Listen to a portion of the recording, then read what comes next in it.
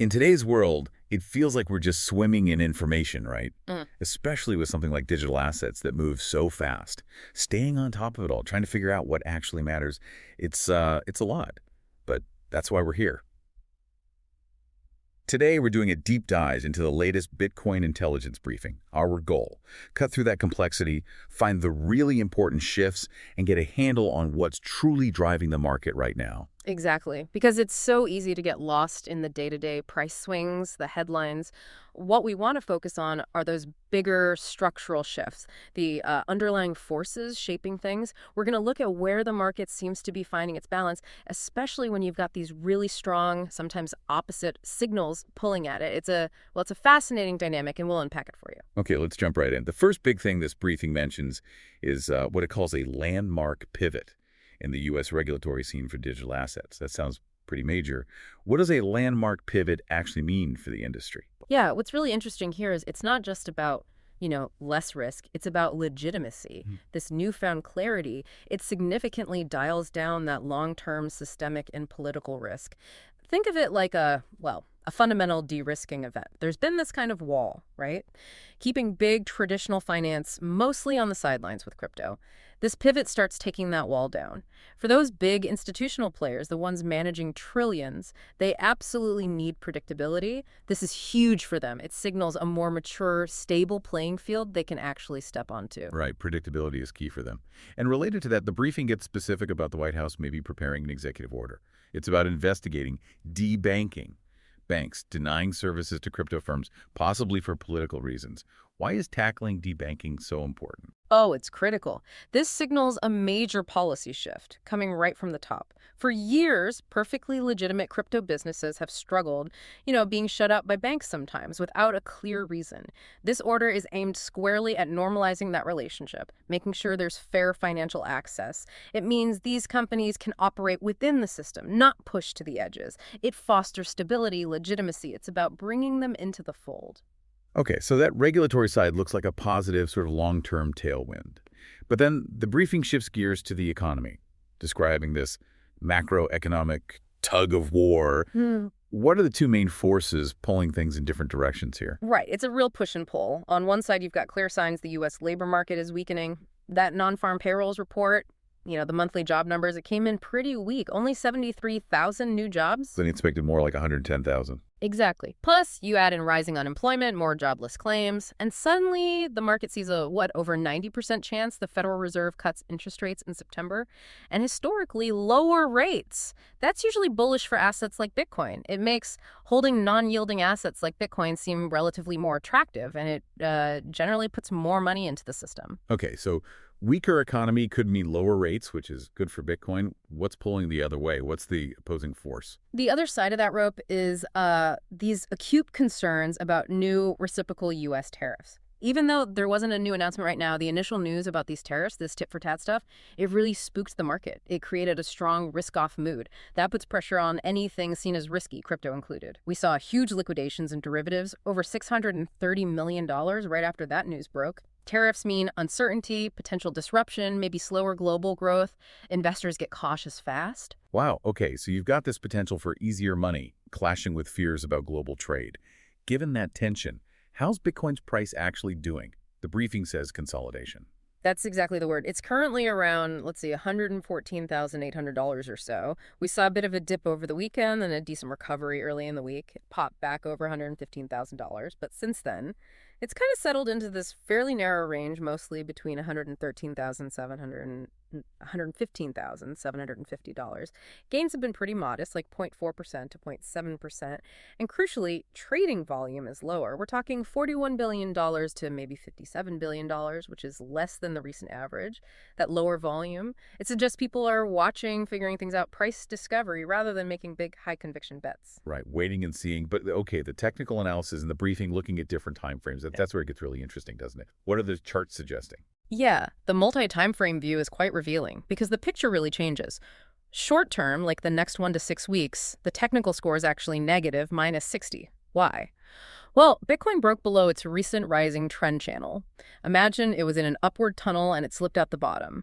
There was also a kind of fake out, a false breakout from a trading range, a rectangle formation. Okay. If it breaks below $114,242 and stays there, that would probably signal more weakness short term, sellers taking charge. Okay, negative short term. What about medium term? Medium term, say 1 to 6 months, the outlook shifts to hold. It's neutral, score of 5.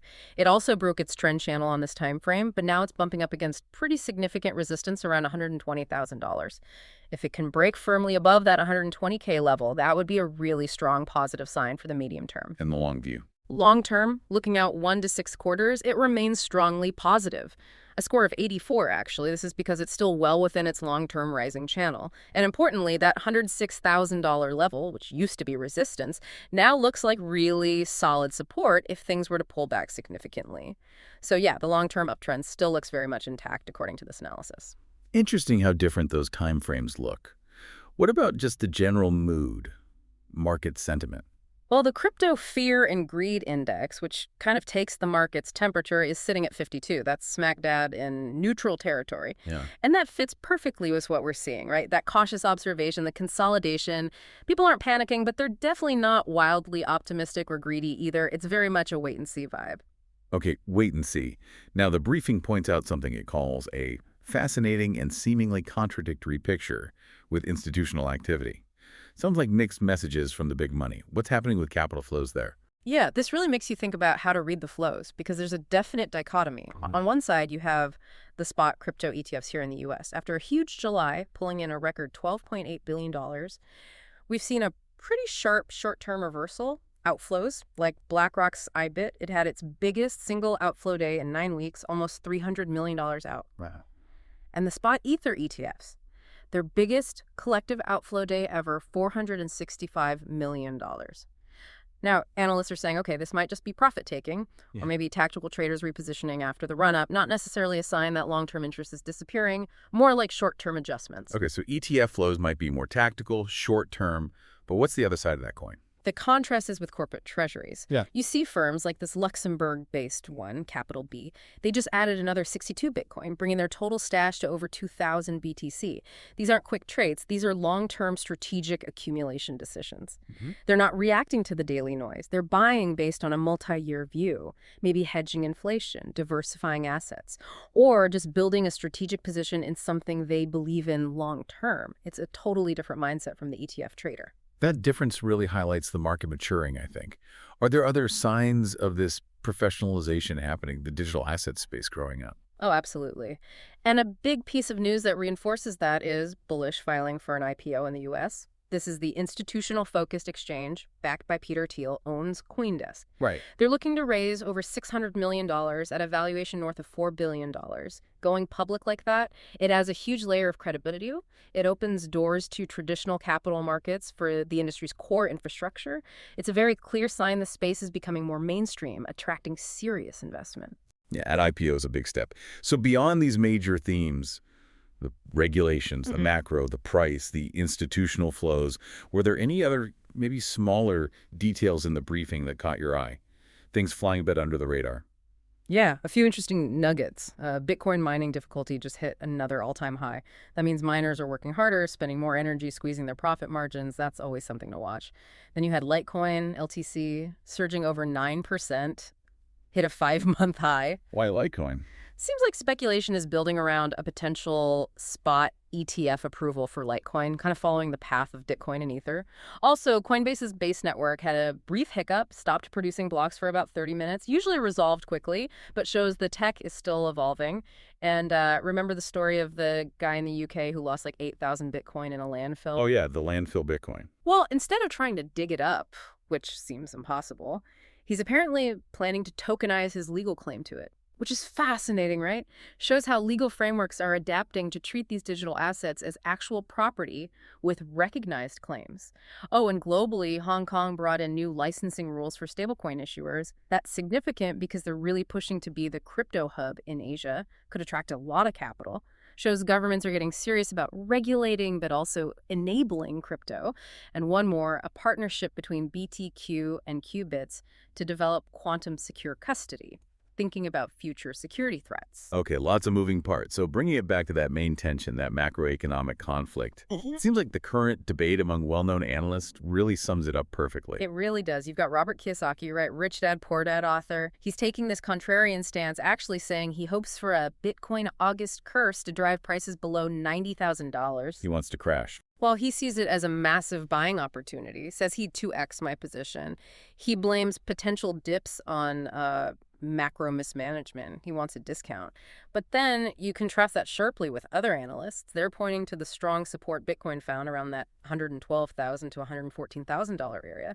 They see the recent consolidation not as a warning sign, but as a healthy pause, maybe building energy before the next move up. So yeah, a real split in how people are reading the current situation. A healthy pause versus a coming dip. So with the market kind of coiled like this, what's the big event everyone's waiting for? What could break this tension? All eyes, and I mean all eyes, are on the U.S. Consumer Price Index report, the CPI. That inflation data is coming out on August 12th. That single number is really seen as the next potential major catalyst. If inflation comes in hotter than expected, that could definitely pour cold water on those Fed rate cut hopes. That might give the bears, the tariff-worried crowd, the upper hand, maybe trigger a correction. And if it's lower? If it comes in lower than expected, that would reinforce the idea the Fed might cut rates sooner, the dovish narrative. And that could be the fuel Bitcoin needs to break out of this consolidation to the upside. The market is just poised, waiting for that number. It's so clear from this guide, the market's really walking this tightrope, isn't it? Yeah. Balancing these long-term positives, like the regulatory improvements, against these very immediate, very real macroeconomic question marks. Absolutely. And the key takeaway here, really, for you listening, is learning to separate the short-term noise from the long-term signal. Those daily wiggles from macro data, the tariff talk, even the tactical ETF flows, that's mostly noise. It creates volatility, sure, but it doesn't necessarily dictate where things are headed months or years from now. The real signals, that's the stuff like the U.S. regulatory shift we talked about, the steady buying from corporate treasuries, the whole market structure maturing, those are the deeper currents shaping the long-term picture. So thinking about that difference, noise versus signal, as these forces keep clashing, how will you decide which stories, which narratives truly matter for where digital assets are going long-term? What will you be watching most closely in the next few weeks to try and cut through that noise yourself? Definitely keep an eye on that CPI report on August 12th. See how the market reacts, but then step back and ask yourself, is this reaction just a fleeting blip, or does it reflect something more fundamental, something lasting? Making that distinction between the short-term volatility and those big underlying structural shifts, that's going to be absolutely key for navigating what comes next.